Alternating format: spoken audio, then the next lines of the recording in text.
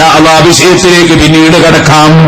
മറ്റൊന്ന്, ആത്മഹത്യ ചെയ്ത് മരിച്ച മയ്യിത്തിന് വേണ്ടി നബി സല്ലല്ലാഹു അലൈഹി വസല്ലം തങ്ങൾ മയ്യിത്ത് നിസ്കരിക്കാതെ മാറി നിന്നു.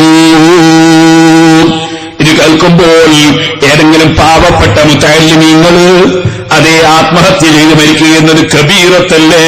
കബീറത്ത് ചെയ്താൽ അതുകൊണ്ട് കുഫ്ർ വിധിച്ചുകൂടല്ലോ. കുഫ്ർ വിധിക്കാൻ പറ്റാത്ത സാഹചര്യത്തിൽ മയ്യിത്ത് നിസ്കരിക്കൽ ഫർദ് കിഫായല്ലേ? അതുകൊണ്ട് റസൂലുള്ളാഹിക്ക് ഫിഖ് അറിഞ്ഞുകൂടായിരുന്നു എന്നൊന്നും മസാല പറയണ്ട എന്ന് പ്രത്യേകം ഞാൻ കുട്ടികളോട് ഓർമ്മപ്പെടുത്തുകയാണ്. അല്ലാഹുവിന്റെ റസൂലിന് അറിയാത്തൊരു ഫിഖ്ഹുണ്ടോ? അല്ലാഹുവിന്റെ റസൂലിന് അറിയാത്തൊരു ദീനുണ്ടോ? ദീന് പഠിപ്പിച്ച നേതാവും ശാരിയും അല്ലാഹുവിന്റെ റസൂല് തന്നെയല്ലേ?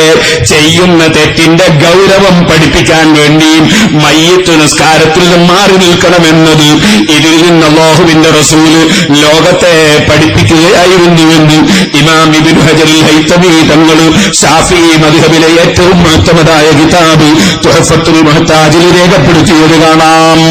ആത്മഹത്യ ചെയ്ത് മരിച്ച മയ്യിത്തിന് വേണ്ടി മയ്യിത്ത് നിസ്കരിക്കാതെ റസൂലുള്ള മാറി നിന്നു. എന്തുകൊണ്ട്? അവിടെ ശർവാനിയിൽ കാണാം, സഹാബത്ത് നിസ്കരിച്ചു, അല്ലാഹുവിന്റെ റസൂല് മാറി നിന്നു. എന്തേ മാറി നിന്നത്?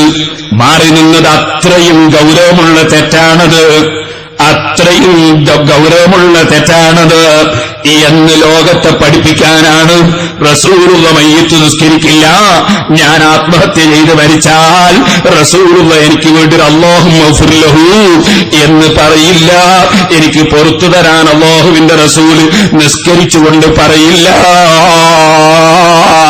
എന്ന അതിന്റെ ഗൗരവം സമുദായത്തെ പഠിപ്പിക്കാനാണ് അല്ലാഹുവിന്റെ റസൂല് നിസ്കരിക്കാതെ മാറി നിന്നു. ഇമാം മുസ്ലിം അത് റിപ്പോർട്ട് ചെയ്യുന്നു. അതിന്റെ വിശദീകരണം ഇബ്നു ഹജറുൽ ഹൈതമി തങ്ങൾ തുഹഫയിൽ വ്യക്തമായി രേഖപ്പെടുത്തുന്നു.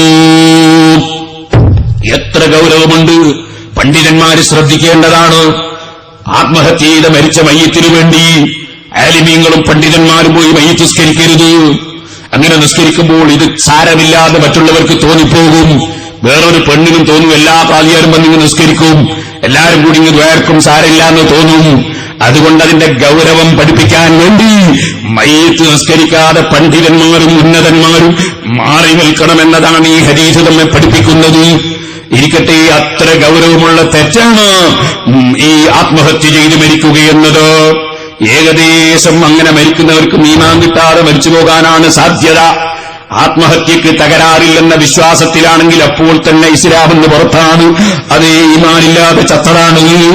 ഇനി അഥവാ തെറ്റാണ് എന്ന ബോധമൊക്കെ ഉള്ളതോടുകൂടി തന്നെ, വിശ്വാസം ഉള്ളതോടുകൂടി തന്നെ ഒരു ദൗർബല്യം, എന്തോ ഒരു മാനസിക വിഷമം കൊണ്ടോ മറ്റോ ഒരു ദൗർബല്യം പറ്റിയതാണെന്ന് വന്നാൽ തന്നെ അത് കഠിനമായ തെറ്റാണ്. സബഉൽ മൂബിഖാത്തിൽപ്പെട്ട വളരെ ഗൗരവമുള്ള തെറ്റാണ്. ശരീരത്തെ കൊല്ലുകയെന്നത് മറ്റൊരു നിരപരാധിയായ മുഅ്മിനിനെ കൊല്ലുന്നതും സ്വന്തം ശരീരത്തെ കൊല്ലുന്നതും എല്ലാം കടുത്ത തെറ്റ് തന്നെ. കൂട്ടത്തിൽ പറയട്ടെ, മറ്റൊരു ശരീരത്തെ കൊന്നാൽ മരിക്കുന്നതിന് മുമ്പ് മനസ്സിന്റെ അടിത്തട്ടിൽ അങ്ങേയറ്റത്തെ ഖേദം വന്ന് അല്ലാഹുവിനോട് ഖേദിച്ച് മടങ്ങി മനസ്സ് പൊട്ടിക്കരഞ്ഞ് ആ കൊല ചെയ്യപ്പെട്ടു പോയവരുടെ കുടുംബങ്ങൾക്ക് നഷ്ടപരിഹാരം കൊടുത്ത് ഒരുപക്ഷേ പടച്ചവന്റെ അടുക്കൽ രക്ഷപ്പെടാൻ എന്തെങ്കിലും ഒരു വഴി കണ്ടേക്കാം. മറ്റൊരാളെ കൊന്നവനാണെങ്കിൽ അതേസമയം സ്വന്തം ശരീരത്തെ കൊല്ലുന്ന ആണായാലും പെണ്ണായാലും ആ മരണം തന്നെ ഏറ്റവും വലിയ തെറ്റും ചെയ്തുകൊണ്ടുള്ള മരണമായി പോയി. ഏറ്റവും വലിയ തെറ്റും ചെയ്തുകൊണ്ടുള്ള മരണമായി പോയി. പിന്നെ തൗബക്ക് സമയമില്ല, ഖേദിക്കാൻ അവസരമില്ല. അല്ലാഹുവിലേക്ക് പോകുന്നത് തന്നെ സബഉൽ മൂബിഖാത്തിൽപ്പെട്ട വലിയ തെറ്റും ചെയ്തുകൊണ്ടുള്ള യാത്രയായി പോയി. ഇത്രയും ദുഷിച്ച മരണം വേറെ ഉണ്ടോ ഉമ്മമാരെ? ഇത്രയും ദുഷിച്ച മരണം വേറെ ഉണ്ടോ ചെറുപ്പക്കാരെ? അതുകൊണ്ട് ഏത് കച്ചവടത്തിൽ പൊളിഞ്ഞാലും ശരി, ഏത് ഭർത്താവ് പിണങ്ങിയാലും ശരി, ഏത് ഭാര്യ പോയാലും ശരി, ഏത് മക്കള് മരിച്ചാലും ശരി, എന്ത് സംഭവിച്ചാലും ശരി, നമ്മളെ കാലകാലമുള്ള ആഖിറത്തിലെ ജീവിതം നശിപ്പിക്കുന്ന ആത്മഹത്യ എന്നൊരു വിഷയം മനസ്സിൽ ചിന്തിക്കുക പോലും ചെയ്യരുത് കേട്ടോ.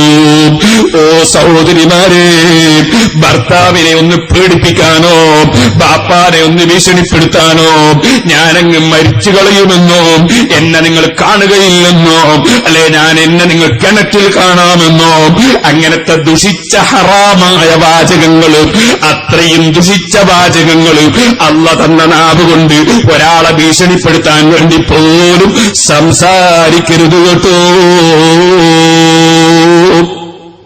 ഞാൻ മരിക്കാൻ വേണ്ടി പറഞ്ഞതല്ല മുസ്ലിയാരെ, ഞാൻ ഭർത്താവിനൊന്ന് പേടിപ്പിക്കാൻ പറഞ്ഞതാ, അല്ലെങ്കിൽ ആങ്ങളനെ പേടിപ്പിക്കാൻ പറഞ്ഞതാ.